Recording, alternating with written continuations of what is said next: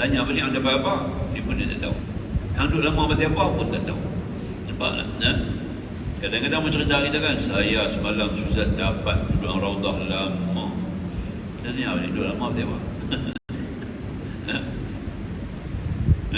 Tak tahu nak kata apa.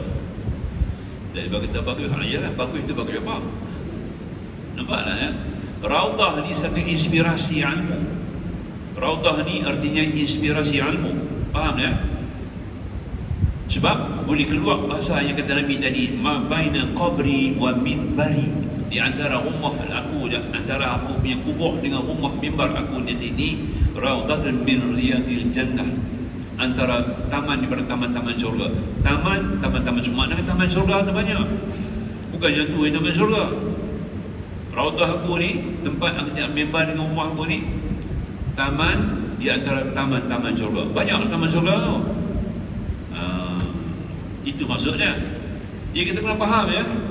Jadi bila kita berdiri, kita duduk dalam raudah tu, itu satu inspirasi, suatu daya ingatan, satu daya rangsangan, satu daya janaan kepada ilmu. Aku balik besok aku nak cari taman syurga. Sebab ni satu di antara taman syurga, mesti taman syurga banyak seluruh dunia ada.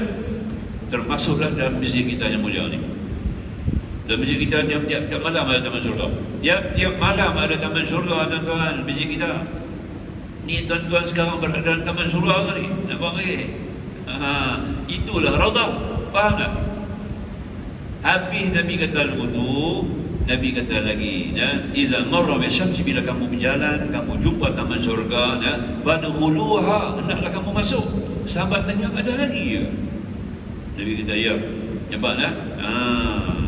Iaitu majlis ilmu. Majlis ilmu taman syurga, tuan-tuan. Betul tak? Itu saya pernah cerita dulu macam mana di Syria ada satu masjid, lupa lah nama masjid itu.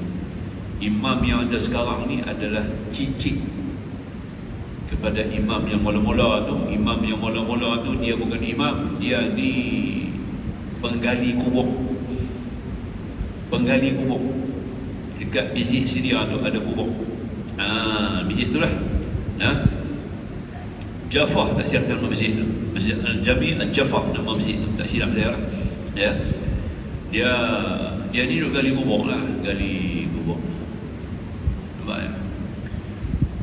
Mai satu perempuan kata kat dia, pakcik tolong gali satu kubur lah. Perempuan tu tak tua sangat lah, lingkangan lebih kurang hampir separuh umur. Pakcik korek satu liang, silakan azan dulu baru kita masuk liang.